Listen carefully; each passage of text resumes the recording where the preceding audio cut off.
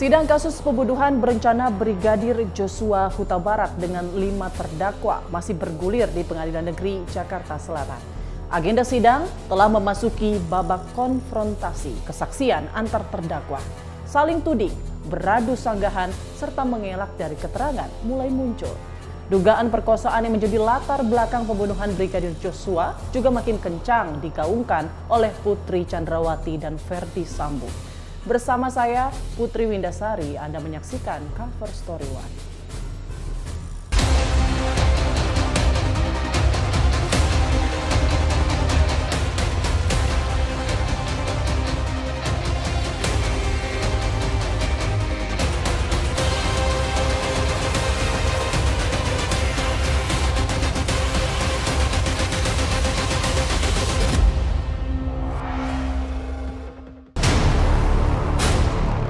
Senin 12 Desember 2022, sidang lanjutan pembunuhan Brigadir Joshua di Pengadilan Negeri Jakarta Selatan menghadirkan istri Ferdy Sambo, Putri Chandrawati. Kali ini Putri menjadi saksi untuk terdakwa Richard Eliezer, Ricky Rizal, dan Kuat Ma'ruf. Dalam persidangan, majelis hakim menanyakan rentetan peristiwa mulai dari kejadian di Magelang hingga peristiwa penembakan di Duren 3. Putri Chandrawati pun nampak tenang membeberkan sederet peristiwa, termasuk kejadian pelecehan yang dialaminya di rumah Magelang.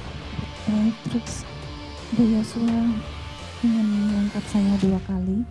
Pada saat yang angkat pertama kali, saya bilang sama Joshua, jangan, nanti kalau saya sudah kuat nanti saya naik sendiri ke atas. Lalu Kuat Ma'ruf menegur Joshua karena saya tidak berkenan untuk diangkat.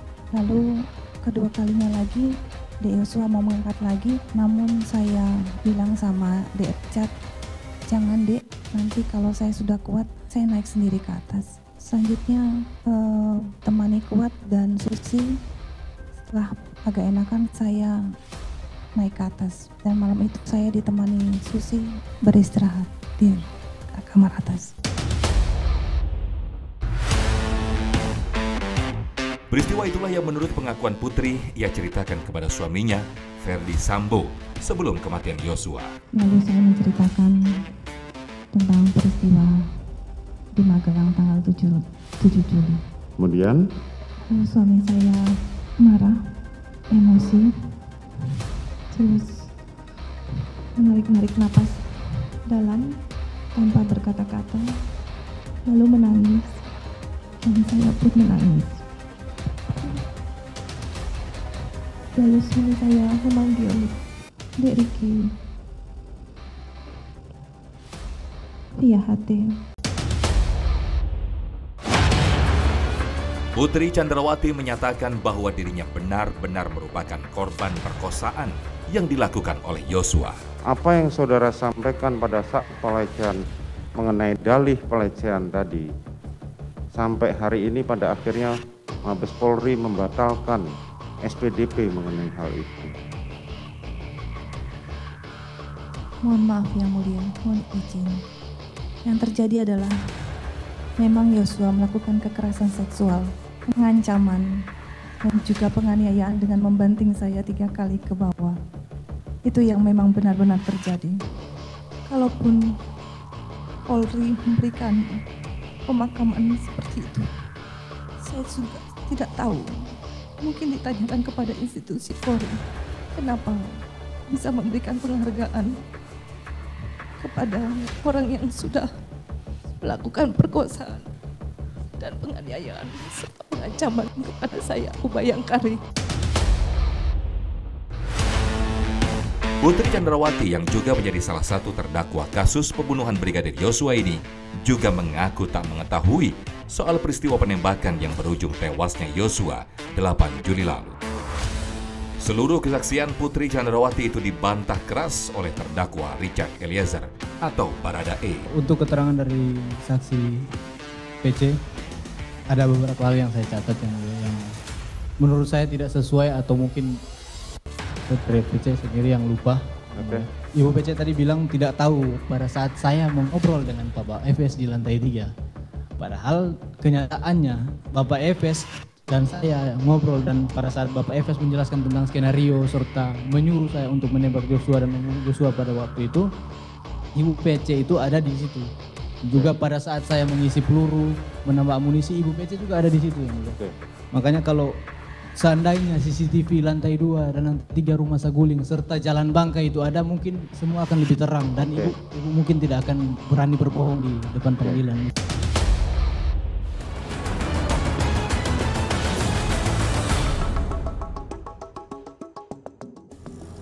Bukan hanya Putri Chandrawati yang bersikukuh telah menjadi korban pelecehan mendiang Joshua Huta Barat.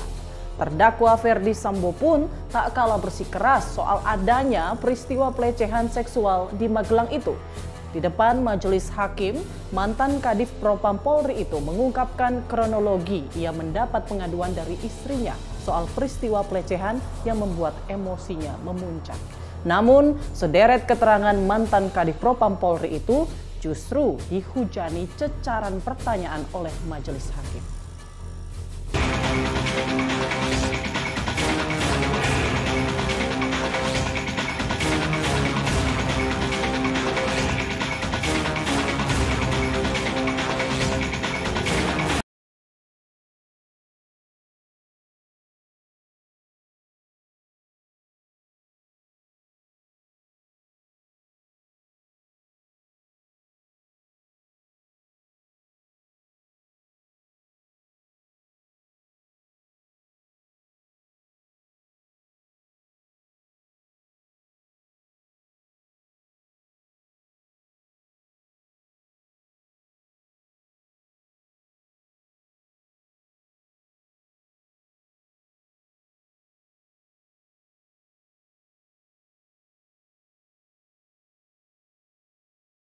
Saat itu, Ferdi Sambo berada di rumahnya di Kompleks Saguling, Jakarta.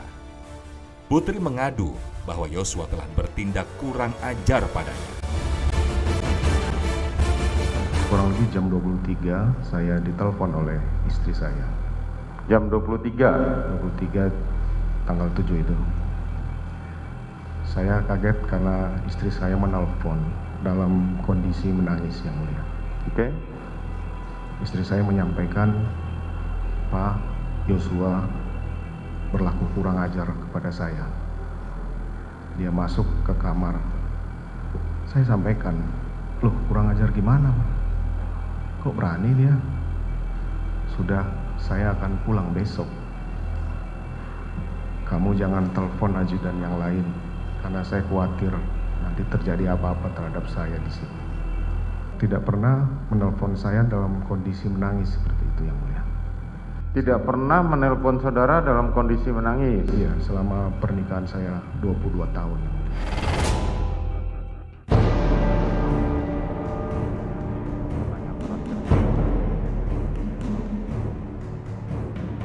Namun pengakuan Ferdi Sambo itu justru mengundang pertanyaan hakim. Mengapa ia yang kala itu menjabat sebagai Kepala Divisi Propam Polri tak mengambil langkah tegas atas insiden yang disebut dilakukan Joshua terhadap istrinya? Satu kali lagi terakhir. Apa reaksi saudara pada saat istri saudara menghubungi saudara? Saya kaget, yang mulia, karena tidak seperti biasa istri saya menelpon dalam kondisi menangis dan berbisik seperti itu, seperti tidak ingin kedengaran yang lain. Ketika saudara mengatakan bahwa tadi ada istri saudara melaporkan seperti itu dan berkaitan dengan tugas dan pokok fungsi saudara sebagai Kadif Propam, saudara cuma mengikuti aja? Saya lebih mementingkan keselamatan istri saya, yang mulia. Keselamatan istri saudara. Andaikan malam itu saudara menghubungi Kapolres atau Kapolda, kira-kira apa tanggapannya? Pasti akan atensi. Pasti akan atensi melihat posisi saudara saat itu. Iya, yang mulia. Betul kan? Tapi saudara tidak melakukan.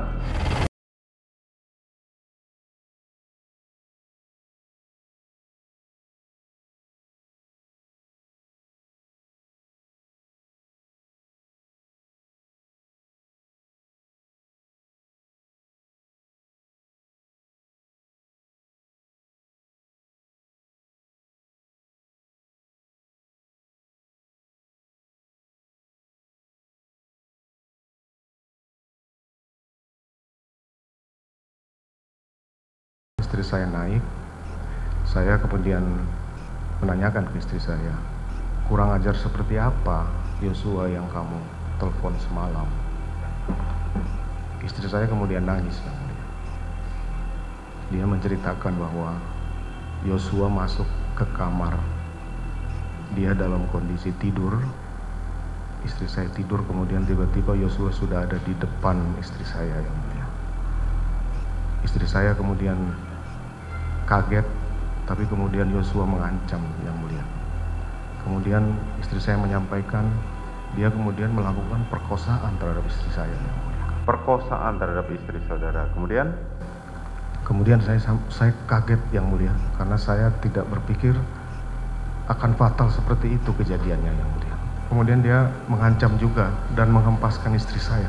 Saya tidak kuat mendengar cerita istri saya, yang mulia. Dia juga menangis waktu itu. Saya emosi sekali, yang mulia.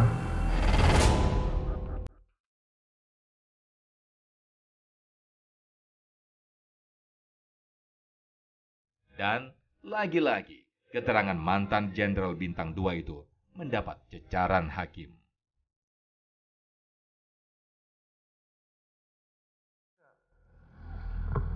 Karena saya tidak berpikir akan sefatal ini kejadian. Bukan, maksud saya ini bertolak belakang gitu loh. Artinya bertolak belakang. Kalau saudara mengatakan bahwa saya khawatir saudara menuruti apa permintaan istri saudara untuk tidak menghubungi aparat kepolisian setempat, tapi pada saat yang sama saudara tidak khawatir juga dan bisa main bulu tangkis. Kan dijadwalkan, disampaikan Korspri bahwa tadi seperti yang saudara bilang ada jadwal main bulu tangkis.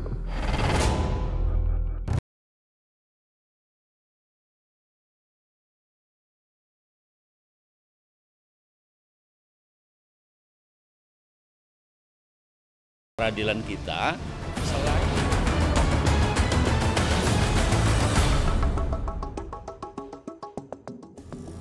Ferdi Sambo serta Putri Chandrawati bersikukuh Joshua telah melakukan pelecehan. Sementara itu, Richard Eliezer yang mengaku tak tahu adanya peristiwa pelecehan di Magelang itu justru mengungkap fakta baru.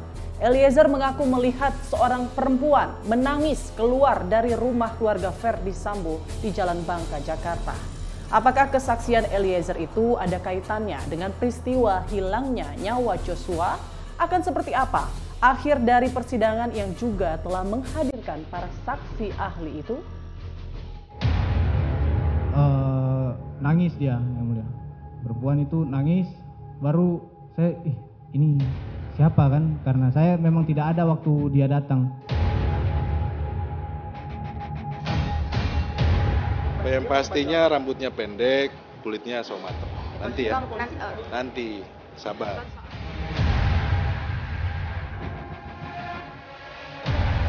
Tidak benar keterangan dia itu, ngarang-ngarang.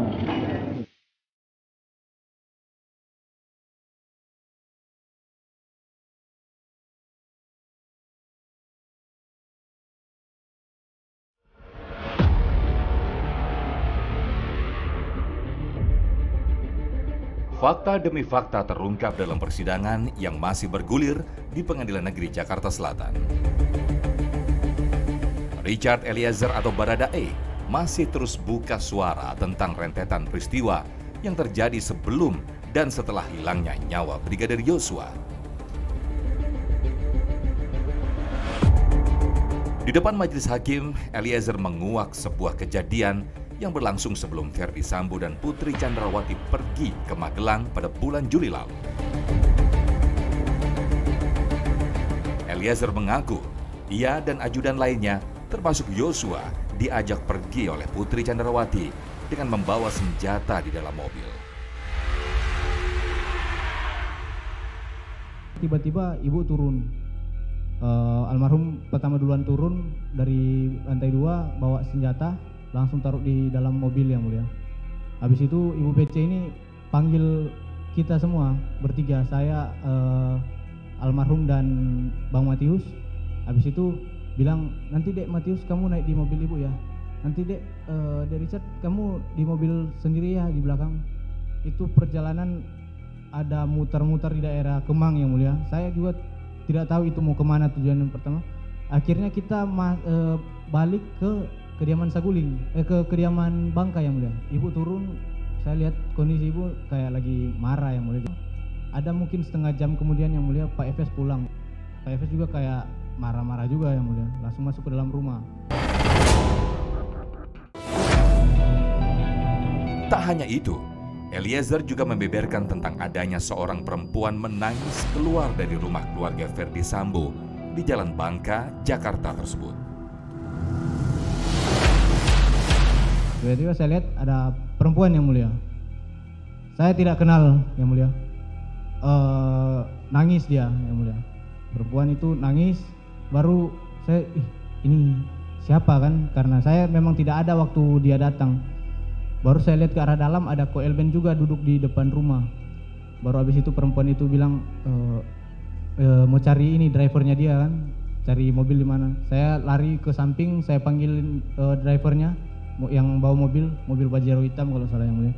Baru drivernya datang pakai mobil, perempuan itu naik langsung pulang.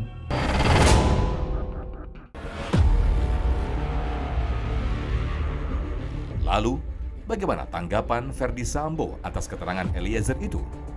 Benarkah yang diungkap Eliezer? Lalu, siapa perempuan misterius itu? Adakah kaitannya dengan pembunuhan Yosua 8 Juli lalu?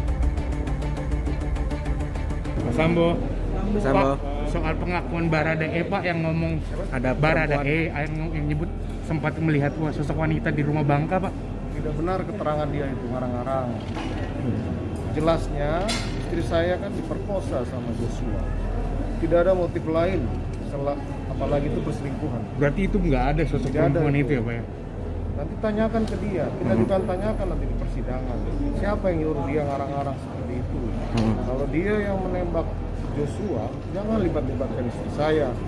Jangan libat-libatkan Ricky Kuat. Saya siap bertanggung jawab terhadap apa yang saya lakukan. Sidang pembuktian terhadap keterangan para saksi dan terdakwa serta barang bukti juga telah digelar.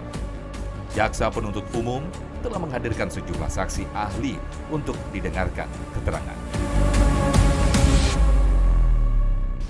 Kalau terdakwa Sambo apa? Terindikasinya apa? Minus. Siap. Minus. Siap. Kalau minus apa? Terindikasi berbohong. Terindikasi. Siap. Sebutin aja, besar. Tidak apa-apa, kamu ahli kok. Siap. Terindikasi berbohong. Siap. Kalau terdakwa Putri? Terindikasi berbohong. Terindikasi berbohong. Dia harus memberi alasan pada tindakannya yang kemudian menembak siapa namanya Joshua, kan begitu, ya kan? Nggak mungkin tidak ada motif gitu atau tidak ada alasan di mana kemudian akhirnya dia harus menembak Joshua, kan begitu. Nah, karena itu terus itu dibuat, ya. Apakah kesalahannya karena pelecehan itu tadi terhadap istrinya gitu ya, atau kabar yang baru kan ada katanya ada wanita lain segala macam gitu ya. Nah itu juga bisa jadi motif sebenarnya gitu ya, bisa berkembang ke arah satu kejadian yang menjadi motif gitu. Hanya saja tertutupi gitu. Di dalam sistem peradilan kita, selain alat bukti, yang paling menentukan adalah keyakinan hakim. Kalau hakimnya tidak yakin, walaupun nampaknya buktinya kuat, hakimnya tidak yakin, ya tetap dia akan memutuskan, membebaskan atau melepaskan.